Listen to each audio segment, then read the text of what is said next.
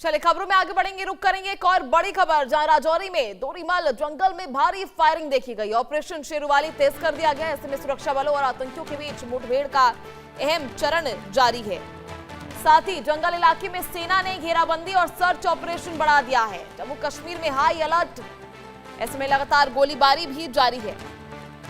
जम्मू कश्मीर के आतंक के खिलाफ सुरक्षा बलों का बड़ा अभियान देखने को मिला, जहां निर्णायक मोड़ पर यह अभियान पहुंच गया है। जम्मू और कश्मीर के राजौरी जिले में देरीमाल जंगल क्षेत्र में गुरुवार को भारी फायरिंग की खबर सामने आई है। जानकारी के मुताबिक सुरक्षा बलों के ऑपरेशन शेरवाली अब बेहद अहम चरण में पहुंच चुका है। कई दिनों से यह ऑपरेशन चल रहा है और आतंकियों की तलाश में बड़े स्तर पर सर्च ऑपरेशन भी जारी है। घने जंगल और पहाड़ी इलाके में सेना और आतंकियों के बीच रुक रुक कर गोलीबारी जारी है। सुरक्षा एजेंसियों ने पूरे इलाके में घेराबंदी कर दी है और अतिरिक्त जवानों की भी तैनाती की गई है।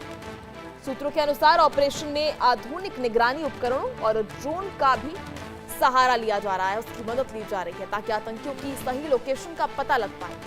राजौरी और आसपास के संवेदनशील इलाकों में हाई अलर्ट जारी कर दिया गया है। हाल ही के दिनों में जम्मू कश्मीर में आतंकियों की गतिविधियों को देखते हुए सुरक्षा बल लगातार बड़े अभियान चला रहा है। फिलहाल पूरे इलाके में तनाव का माहौल है और सुरक्षा एजेंसियां ऑपरेशन के हर पहलू पर नजर बनाए हुए हैं। अब सभी की निगाहें इस बात पर टिकी है कि ऑपरेशन शेरवाली का अगला कदम क्या होगा और क्या कुछ रणनीति सेना के द्वारा अपनाई जाएगी, क्योंकि लगातार अब आतंकियों पर सेना का ये प्रहार देखने को मिल रहा है, जिसके लिए ये घेराबंदी की गई है, सर्च ऑपरेशन बढ़ा गया है और साथ ही जंगल इलाके में सेना ने ये सर्च ऑपरेशन तेज कर दिया है।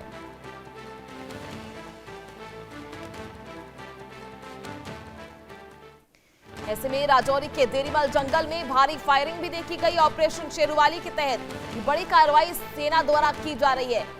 कई दिनों से ये ऑपरेशन चल रहा है।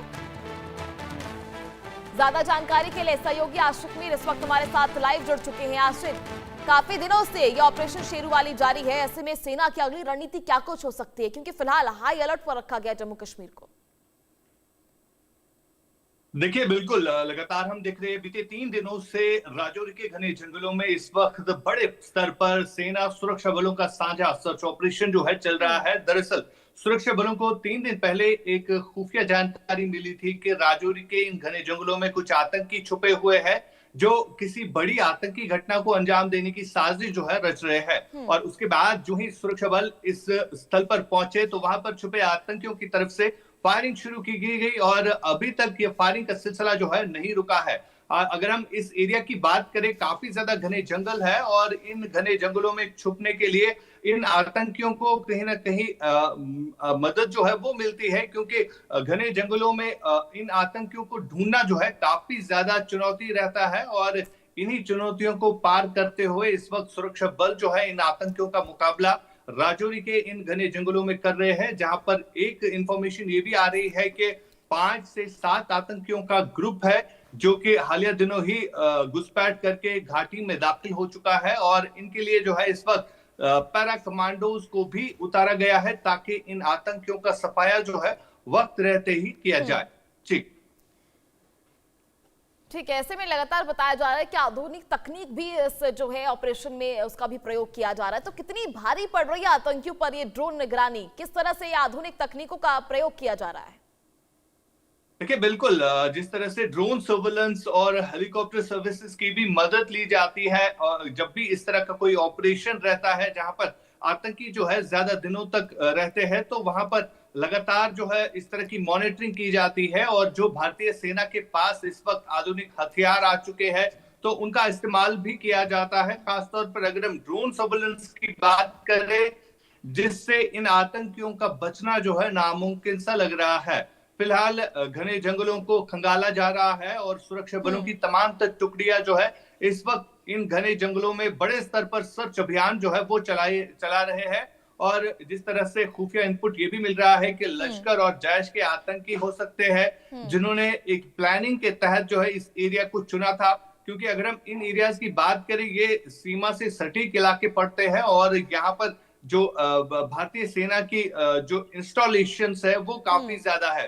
तो जिस तरह से अब ये भी अंदाजा लगाया जा रहा है कि इन आतंकियों की मंशा जो है इन्हीं कैंप्स को टारगेट करना था। फिलहाल एक बड़ी सक्सेस जो है यहाँ पर सुरक्षा बलों को मिली है, जिस तरह से इस ऑपरेशन को इस वक्त एग्जीक्यूट किया जा रहा है। जी ठीक है। सीमा पार से आतंकियों को लगातार जो उनका समर्थन है, आतंकियों को वो सीमा पार से मिल रहा है, ऐसे में उनकी मजबूती और ज्यादा हो रही है आशिक। और देखना ये होगा कि फिलहाल आगे क्या कुछ रणनीति जो है सेना अपनाती है।